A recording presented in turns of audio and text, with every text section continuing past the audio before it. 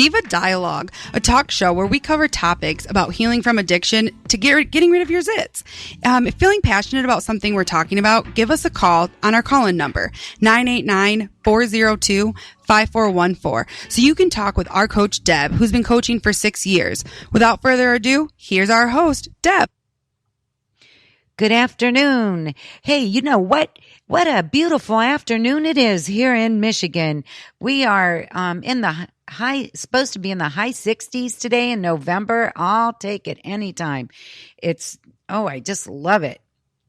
So I'm so happy that you could spend your lunchtime with me. We always talk about stuff that's fun and interesting, and especially information that is very apropos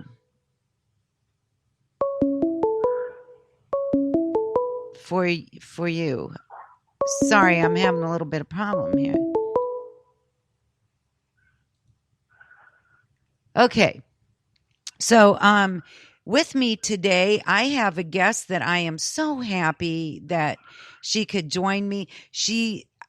I feel like I've known her for a long time, and we've only talked on the phone once, maybe twice. But she's really fun and very knowledgeable, and she's agreed to spend some of her afternoon with us. So here we have Dr. MichelleJoy Brown. Welcome to Diva Dialogue. Well, thank you, Ms. Deborah. I am so excited to be here. Oh, good. So tell us about, you're from Detroit originally, and right? Yes, I actually moved from Rochester Hills 2 years ago and to Texas. To Texas. And how do you like it in Texas?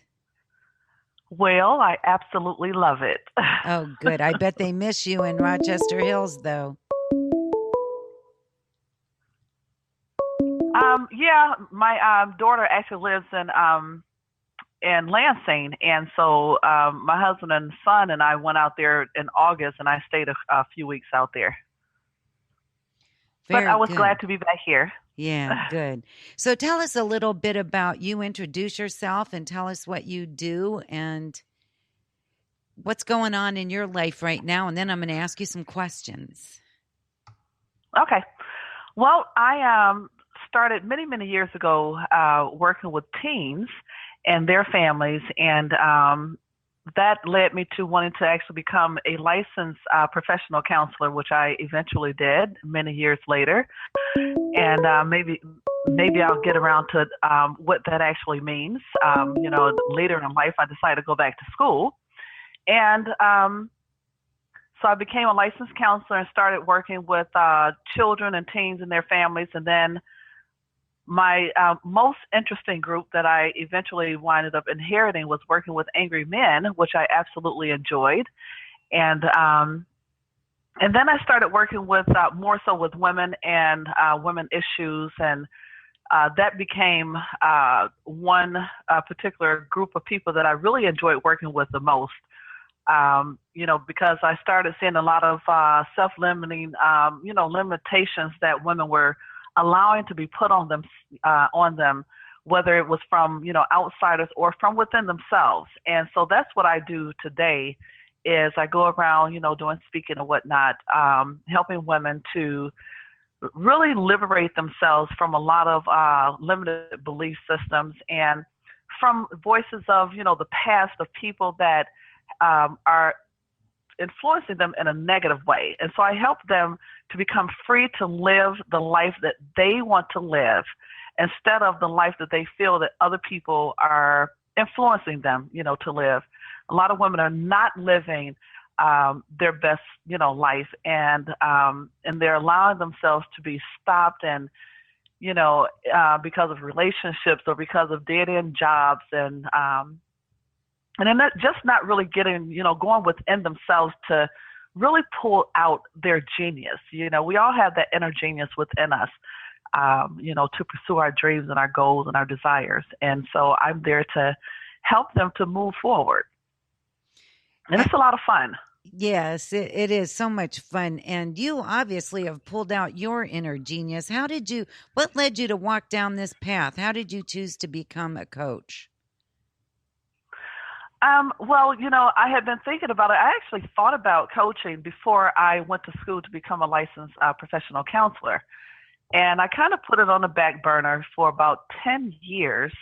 But I always, thought about how I would have more freedom doing coaching as opposed to counseling, because with counseling comes a lot of restrictions. We still use confidentiality in coaching, but in counseling, it's more so about, looking at, people's past and what they've been through, because I was a psychotherapist. So a lot of the work that I did had to do with me going back into people's past and all that. And I felt a lot of the people that I work with didn't need that type of in-depth work. And so I decided to, work with people who were a little bit more healthy, mentally and emotionally. And regarding what led me to doing this is I've always saw the coaching field very exciting and a lot more freeing, than the counseling field. So, and I have a lot more fun, and that's one of the things about me is that I love to have fun. I love to laugh. I love to be silly and I love helping others, especially adults. Sometimes I feel that adults have forgotten how to have fun, how to enjoy life. And so many people are sad and depressed and got all this anxiety going on. It's like, come on, you guys, let's have fun. Kick our heels up, let our hair down, and enjoy life. Exactly. You can work hard. Trust me, I am a hard worker. There are times when I'm up to 1, 2 o'clock in the morning working. But I tell you, I have fun too. I have a lot of fun. I believe you. I really do. So, and I couldn't agree with you more on what you said. Why do you think it is that we forget to have fun? Because when we're children, obviously we know how to. What makes it go away, Michelle? Life. That about and I'm sure people listening probably said the same word at the same time. It just sucks the joy right out of us sometimes, doesn't it?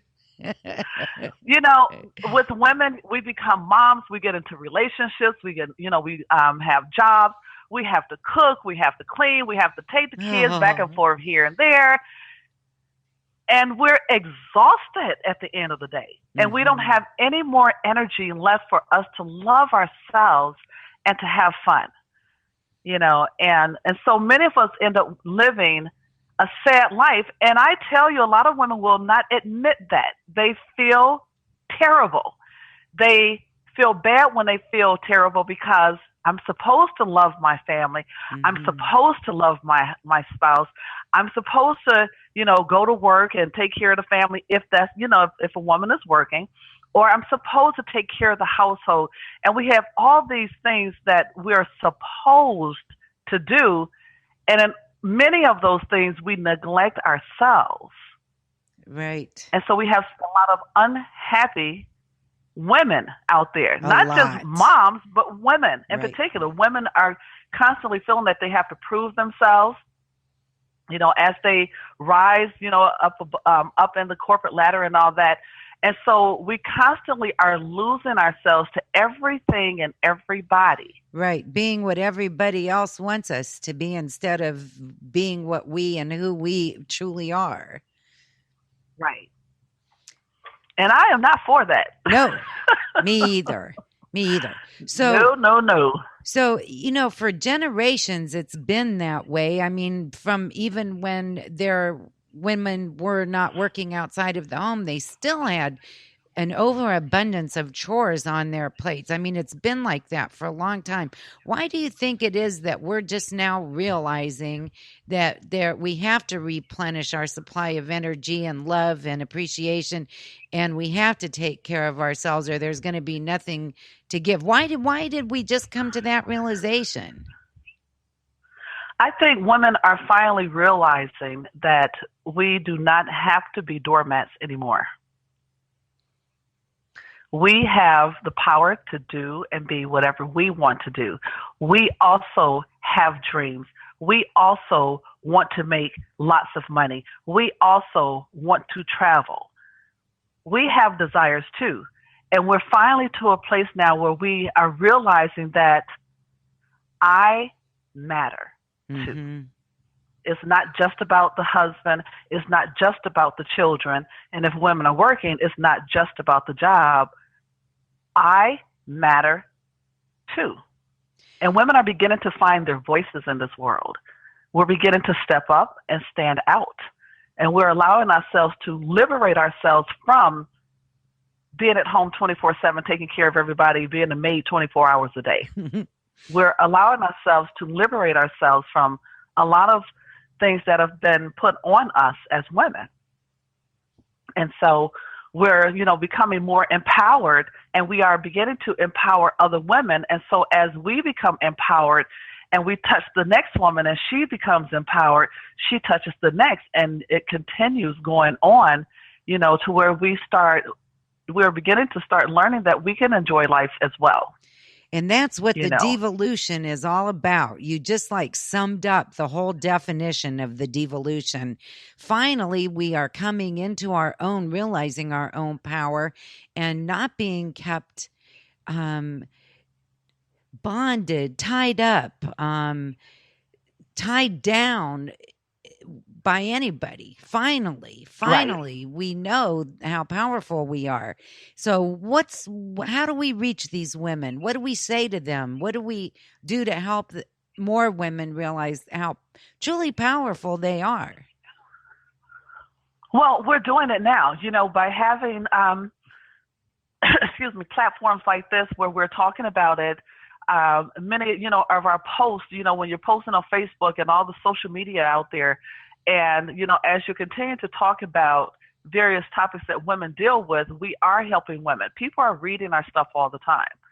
I get tons of private messages from people just reading little things that I put on Facebook. And it's exciting to me, and it's also exciting for them. Constantly people are looking and watching and trying to find a way to do things better for themselves. One of the things that I also talk about is I teach women how to become a little more selfish, because we're constantly taking care of everybody else, neglecting us. And so as we continue going out there and we're doing these things and we're talking and, we're writing and we're posting, they're starting to catch on. Yes, I have to agree. They are trying to catch on. And, the best part of this in my mind, and I just want to see if you'll agree with me, the best part of this is that we're starting to present a unified image to others. We're starting to work together instead of gossiping and tearing each other down. We're starting to build each other up. Why? What's causing that shift? Well, I think one of the things, I know something that I've heard recently was that I was with a group of women, and I actually belong to a few groups out here in Texas. They're an absolute amazing, strong group of women that are very supportive.